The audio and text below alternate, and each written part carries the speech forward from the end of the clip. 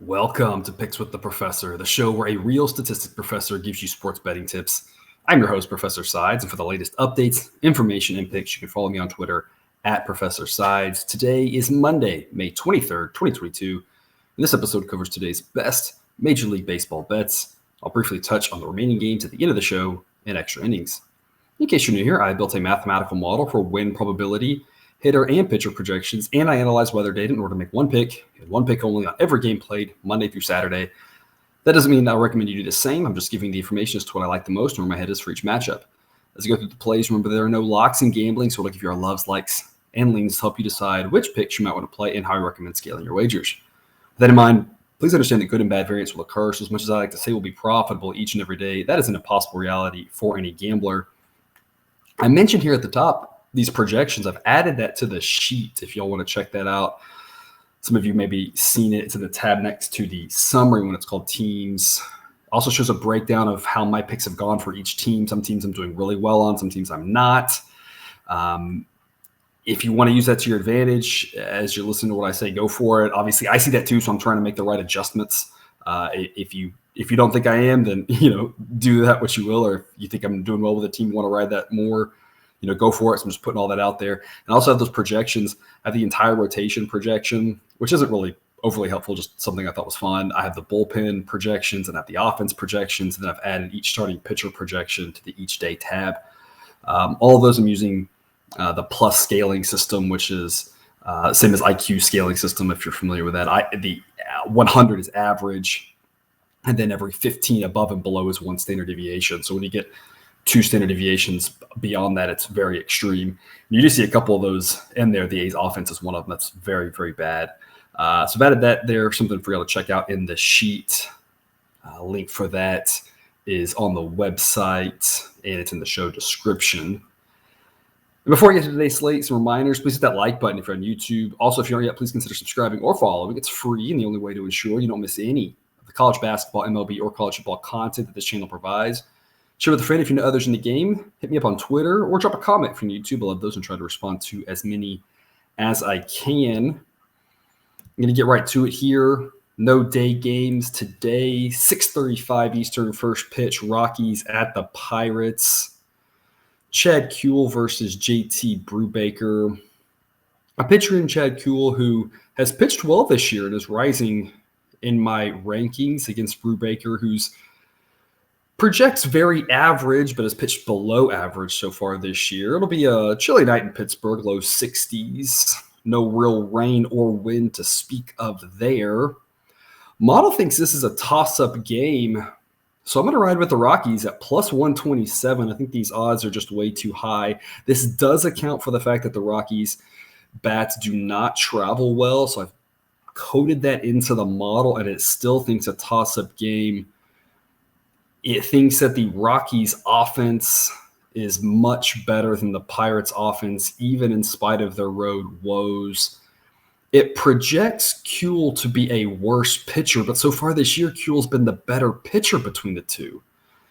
And so I think there's a lot to like here at a number like plus 127, just too much value to pass up on. I don't like backing the Rockies on the road, but this number is just too juicy. Plus 127. It's a B pick for me on the Rockies. I can't get to an A pick just out of principle with the Rockies on the road. But the Pirates are not good. The Rockies are going to win some road games, and these are the types of road games that they're going to have a better chance of winning as opposed to when they're going to LA and San Francisco and San Diego, which they travel to a lot. 7:05 Eastern, first pitch, Dodgers at the Nationals. Tyler Anderson versus Yoan Adon. Adon is a pitcher we faded a lot. His projection and his advanced metrics are not as bad as his results, but they are still very bad. His results are just somehow worse. I said it before, he's a guy that shouldn't be pitching in the major leagues right now. It just kind of shows where the Nationals as a team are. I think this is a very bad matchup for him. I know I'm talking crazy, right? Bad pitcher versus best offense in baseball. It's a bad matchup, right? I think he's going to get hit around a lot. The Dodgers will throw Tyler Anderson out there. Guy who's had an okay season. His underlying metrics kind of match that.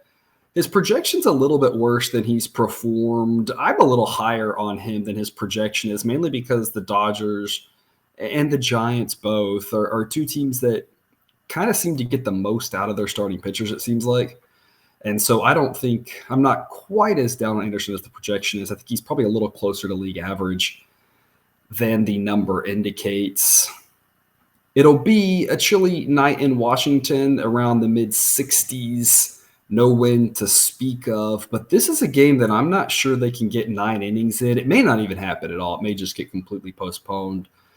By the end of the night, it's likely going to be very, very wet. And so with that in mind, I did initially play Dodgers run line with an A grade. I think the Dodgers are going to score plenty. And I don't think the Nationals offense is good enough to hurt Tyler Anderson, maybe a weaker pitcher, but Anderson being very meh, either league average. He's performed a little bit better than league average. He projects a little bit worse, but around that league average mark is,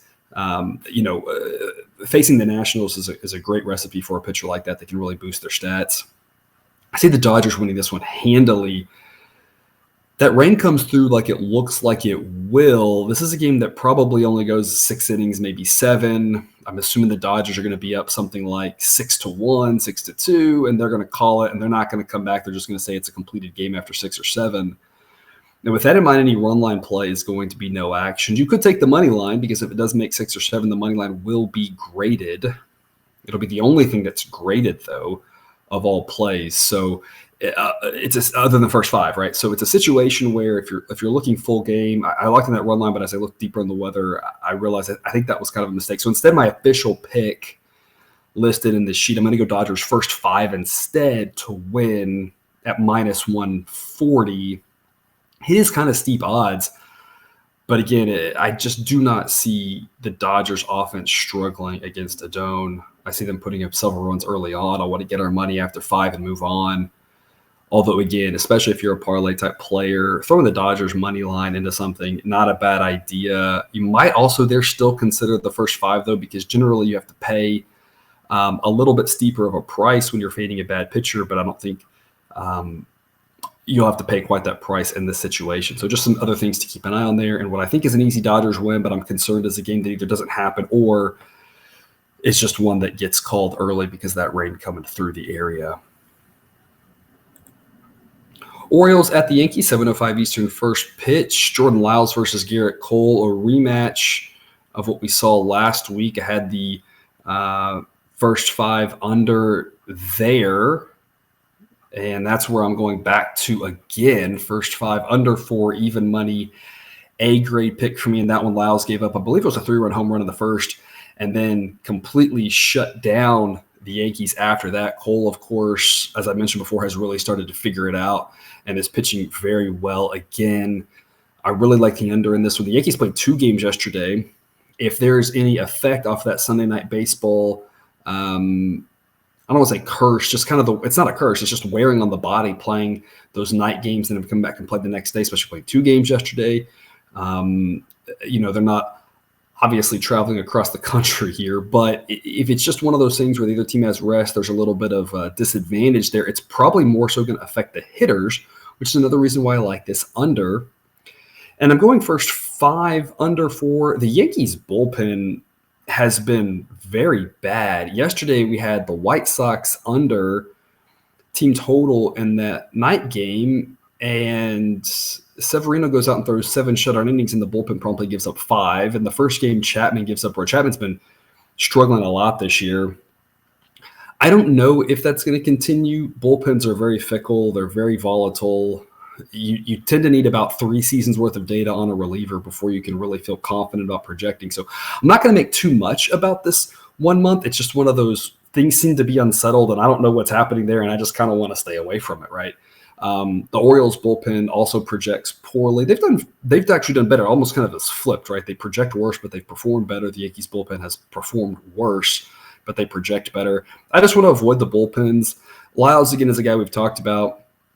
He doesn't project very well, but he's pitched better this year. That's because he has a lot of years, especially recent years, from not pitching well. But again, as I mentioned before, he seems to have kind of found it again. And when he loses it, it's going to go, and he's going to be very, very bad. But right now, I'm just going to keep riding that. I'm going to keep riding Cole. First 5 under 4 even money, A-grade play for me. Weather-wise, no real effect. It'll be around 70 degrees. Winds will be blowing across, but very slightly. So I'm not touching. I'm not concerned about any weather effects there one way or the other. And then on the game, the model says Yankees minus 284, which is, again, we're getting some of these high numbers. A number that I would not lay minus 310 with the Yankees. I wouldn't want to lay run line in a game that has a total of 7.5. Orioles plus 275, if you're looking for an underdog, isn't crazy if it's a low-scoring game anything can happen. I believe in this matchup last week, it turned out to be something like Yankees 3-2. But it just seems like a tall ask to go against Cole with the way he's pitching right now. So I'm staying away from the side and just focusing on that first 5 under. Phillies at the Braves, 7:20 Eastern, first pitch. Zach Wheeler versus Tucker Davidson. Zach Wheeler, who has really figured it out and looked fantastic recently. His advanced metrics are even better than his season numbers are. Tucker Davidson, a pitcher who projects around league average. His advanced metrics are not great. His ERA this year even worse, only in 2 games, so it's hard to know what that necessarily means. But it's a situation where I don't really know what I'm going to get from him. And as I talked about with the Phillies, I don't really know what I'm going to get with their bats either. Weather-wise, will be around 70 degrees in Atlanta. A chance of rain. Winds will be blowing across or out to left field, dying down by the end of the game. So probably not too much of an effect there. And either way, we saw yesterday in Philadelphia a hot day with winds blowing out, and they couldn't score. So clearly this Phillies offense, if they couldn't take advantage of the elements yesterday against a below-average pitcher in Gonsolin, and a mostly beat-up Dodgers bullpen at this point, I'm not sure I'm concerned about a slight breeze that's maybe across here tonight in Atlanta. Model says Phillies minus 123. No real edge on either side. Game total is 8. Like I said, though, I really don't know what I'm going to get out of Tucker Davidson. And I don't know what I'm going to get out of the Phillies offense. So I'm going to isolate the other side. And I'm going to go Braves under 3.5. It's plus 101. It's a B pick for me. Only a B pick simply because I don't really trust the Phillies bullpen. And on top of that, the Braves offense is very good and it can get going. But I really want to ride Zach Wheeler. It's a pick I like. I think this is a good investment here. Braves team total under. Just couldn't quite get there to the A play. 7:45 Eastern, first pitch. Blue Jays at the Cardinals. Jose Berrios versus Miles Mikolas. Jose Berrios, a pitcher who kind of feels like I blinked and all of a sudden he's a league average pitcher. He's performed worse than league average so far this year. His underlying metrics align with his ERA, so it's not like he's been unlucky. I mean, this is kind of what he is. I project him going forward to be a little better than he's been, but not by a lot. And this was a guy who I guess just in the back of my mind I always had as a really good pitcher. And all of a sudden, that's not the case. Blue Jays offense still pretty good, though, at least better than the Cardinals offense. But Miles Mikolas, a pitcher who's performed very well this year. His underlying metrics, of course, not as good as his 1.68 ERA, but his underlying metrics still very solid and well above average. I project him to be obviously not as good as he's been this year, but so far he's just been a real fun pitcher to watch. Weather-wise, we're going to be in the mid-60s to start, low 60s to close. Maybe a slight breeze blowing in, but it'll be probably 5 miles an hour or under, so no real wind effect. Model says Cardinals minus 118. I think this number here at minus 114 is a little short, so I'm back in the Cardinals on the money line. Minus 114, B grade for me. Couldn't quite get there to an A pick. If you get under minus 110, it's an A grade. Anything in the minus 1 teens is a B grade for me. I wouldn't really want to get too much into the 120s. Cardinals are at home. Mikolas is the better pitcher. I think that kind of offsets the advantage that the Blue Jays offense has over the Cardinals offense. I think looking at this, maybe we're in a little bit of a window where Berrios is getting a little bit too much respect because of what he had done in the past, the potential, all that other stuff. When in reality, if you didn't put his name there and you just showed me these numbers, I wonder if this number wouldn't be higher. So I think there's some value on the Cardinals here, minus 114. B pick for me. If that number drops, I would recommend it as an A grade. 18 Eastern, first pitch, Guardians at the Astros. Zach Plesac versus Luis Garcia. Luis Garcia with his 3.35 ERA this season. Underlying metrics a tiny bit worse, but still above average, versus Plesac, who's below average on ERA, even worse on his underlying metrics. Definitely a starting pitcher edge for the Astros here. The Astros, of course, have a much better offense. They have a much better bullpen, and they're at home, and that's the reason why the model thinks the Astros should be a minus 182 favorite. Of course, the books know the same things we do, and so I'm showing no edge on either side. Laying a price like Astros minus 190 is just kind of steep. I mean, if I had to go one way or the other, that's the way I'd go, but it's just a really steep price. I don't love doing that because that's basically we're within rounding error of the price, that even if I win 2 out of 3 at that price, I'm basically breaking even. Winning 2 out of 3 is – I'll just put it this way. Winning 2 out of 3 is tough enough that in baseball, very few teams can actually do that. So it's not easy. It's just a high price. So I'm staying away from the side. Total's 8.5. I don't know how many runs the Astros are going to score off of Plesac. I think they can score a lot, so I just don't want to be invested in the game total. I'll isolate the Guardians. Under 3.5, it's at minus 122. That's an A grade for me. Y'all know I like Luis Garcia. His last start out was poor, but I expect him to bounce back. I don't think he's nearly as bad as that was. And that was also against a Red Sox offense that's seemingly getting it going and putting it together here. This Guardians offense is nowhere near that caliber. The Guardians got 2 yesterday off of a very weak pitcher. I think Garcia can shut them down. The Astros pitching staff has been pretty good this year. We've made a lot of money in the Astros, whether it's totals or backing them. I think the price is too high to back them, but this is a way I think we can back them at a much better price by taking the Guardians under 3.5 at minus 122. A pick for me on that one.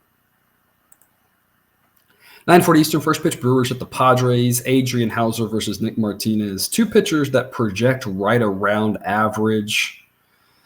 Hauser's had better numbers this year than Martinez, but I project Martinez to be a little bit better going forward, but not much to say about either one of these guys. I don't think either one's great, but neither one of them are horrible. Weather will be around 60 degrees, so a standard night in San Diego, no wind to speak of. Model thinks Padres minus 113, so I'll back the Padres at minus 106. B pick for me. I almost gave this an A grade. I just can't get to an A pick backing Nick Martinez. If you feel more confident in Nick Martinez, then fire away and upgrade that to an A pick in your book. For me, I'm just a little concerned. His underlying metrics are a little bit worse than his ERA is. I project him to be closer to what the underlying metrics show, which is, again, barely better than league average. Against the Brewers offense, that's pretty solid. I like the Padres. I think they win. I think minus 106 is really short.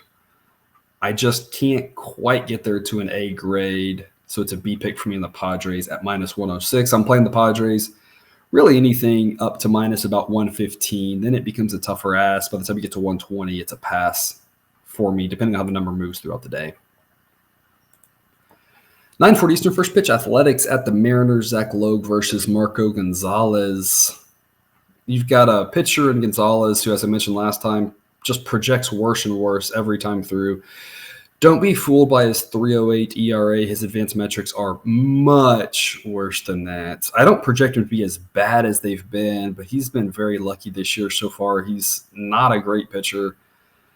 Versus Zach Logue, who has a 2.04 ERA. Now, of course, it's only in 17 innings, but one who's much closer to league average. And in fact, when I project below average, Both these offenses are below average. Kind of gives you a hint as to where I'm going. The model says Mariners minus 148. I don't think it's crazy to back the A's on the money line, especially depending on what the number does. If this number gets out above plus 150, especially if it accidentally gets into the plus 160s, I think the A's would be a side to back here. Not necessarily that I think they will win. Again, I think the Mariners win this about 60% of the time, but a situation where I don't think the price is justified given that the A's have the better starting pitcher in my mind. Instead, I'll take the total under. It's 7. Only a B pick for me. It is close to even money. I do like those odds. I like the push protection there, especially if we end up with a 3-3 game. We're just hoping for one run in extras. I just can't quite get to an A pick on this one for 2 reasons. Number one, like I said earlier, neither pitcher is very good. Number 2, the A's, they haven't really been an over team lately, but they've been less of an extreme under team, if that makes sense. Their offense still very bad, but has actually put up a couple of runs lately. Their bullpen has shown some holes in it. So it's just a situation where I like under 7. I think this is a low-scoring game, but there are enough factors here that make me a tiny bit nervous that I can't quite make this an A play. I think under 7 is the right way to go. B pick, I like it. I just don't love it. 9:40 Eastern, first pitch, Royals at the Diamondbacks. Zach Greinke versus Zach Davies. 2 pitchers who have performed a little different than their underlying metrics suggest. The underlying metrics suggest they should be about equal. I project Greinke to be a little better than Davies based off of previous year's work. Greinke's overperformed his metrics. Davies has underperformed them. Maybe a slight edge to Greinke, but not by much. Diamondbacks offense, while below average, projects better than the Royals offense. The Diamondbacks bullpen, as we talked about, not good. I think as long as we can just keep Melanson out of the game, we'll be mostly okay. At some point, the Diamondbacks have to decide if they're just going to move on from Melanson or if Strami can do his work as a fantastic pitching coach and get him back right. I just don't know if Melanson has anything left in the tank. So my only fear in this game is Melanson being involved, but I will say that the drop-off from starting pitcher to reliever is about the same for both teams. So not a situation where I'm really saying, oh, if I'm going to back the Diamondbacks, it has to be first 5, because again, the Diamondbacks bullpen is bad, but I don't think it's a drop-off to both, but it's about the same drop-off. As opposed to a situation where if we were going against a team who had a great bullpen, I would say, oh, well, now there's such a discrepancy. It's either full game to fade the Diamondbacks or first 5 to back them. But here I think that kind of doesn't play into it. Model says Diamondbacks minus 124. I'll take the Diamondbacks minus 106, and it's an A play for me. We've kind of struggled with the Diamondbacks here lately. They seem to kind of zig when we zag. It's not a situation where the models just always hated them or always loved them. When that happens, I get very concerned about what's going in the model, what it's missing.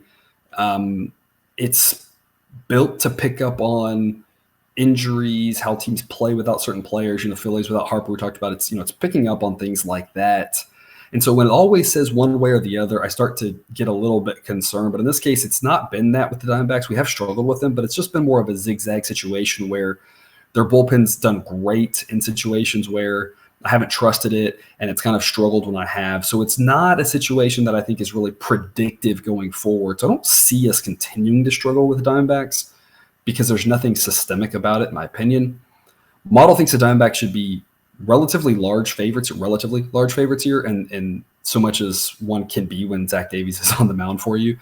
In that minus 125 range, at minus 106, I think it's a fantastic number. A grade for me. And like I said, you could look first 5 if you just don't want to trust the Diamondbacks bullpen. But like I said, I just don't think that you're gaining much, and you are giving up a little bit on the odds because the fact that you've gone from a dime line to your standard minus 110 on each side by going to the first 5 innings play. So having a bet into a market with more vig is not one that I'm excited about, especially when I just don't think we're gaining anything. because it's not like the Royals have a good bullpen either. It's a drop off from Greinke to their pen as well. So I'd rather have the extra time, the extras, those last 4 innings, for the Diamondbacks to show that they are the superior team, especially when, again, as much as their offense is not great, it's still better than the Royals. And so I'd rather go full game on this one. Minus 106, A grade pick for me. And that takes us to extra innings, the remaining games that are all C picks. These are all leans, all games that this is where I'm going if forced. I'm making a pick on every game, but not something that I really like for one reason or the other. 6:40 Eastern, first pitch, Cubs at the Reds. Drew Smyly versus Vladimir Gutierrez. Vladimir Gutierrez with an almost 9 ERA this year. That's in 26 innings, so it's not like it's in 2 starts. Versus Drew Smyly, who is performed a little better than I project so far. Chilly night in Cincinnati will be in the low 60s, closing in the upper 50s. Model says it's relatively a toss-up game, maybe a slight lean to the Cubs. So I will take the Reds' first 5 at plus 105 and hope that Vladimir Gutierrez can lower his ERA. It's a low bar to ask, given that his ERA is almost 9. I don't really like either one of these teams. The Reds' offense is better than the Cubs' offense. I'm going to assume that Drew Smyly cannot continue to pitch as well as he has so far. Not a pick I really like, though there's no angle on this game that I think is extremely profitable. 7:40 Eastern, first pitch, Tigers at the Twins. Elvin Rodriguez versus Chris Archer. Chilly night there in Minnesota. Will be starting around 62 degrees, closing in the mid-50s. The model thinks the Twins should be a minus 190 favorite, so I'll back the Twins at minus 183. I think it's a valuable play to make, but given the odds are so high, it's only a C pick for me. I don't want to invest almost 4 units just to win 2, especially because Chris Archer hasn't been good and his underlying metrics are actually worse than his ERA is. So it's one I just don't want to be too heavily invested, but I do think the Twins are the right side. I looked money line into this one, but given the Twins are the home team, it just doesn't offer any more value to me than the money line. So I'll just invest 1.83 units to win the 1 on the Twins. I think the Twins are the right side. I just don't love the price. And the last one, 9:45 Eastern, first pitch, Mets at the Giants. David Peterson versus Alex Cobb, a Giants team that I just cannot figure out one way or the other. So they're back in timeout for me here. A pitcher in Alex Cobb who has an ERA that is pretty high, but his advanced metrics are fantastic. I really like him going forward versus David Peterson, who has a beautiful ERA. Of course, I don't think he'll be able to continue that. Still advanced metrics that are still good, though, puts him above average. So 2 good pitchers here. I would say under, but again, this ball's been flying out of San Francisco all year. And it's confusing to me because we talk about some of the balls flying out, potentially because they're using the non-dead balls, the balls from previous seasons. But it's flying out in San Francisco in ways that it never flew out in previous years. I don't quite know what's going on there.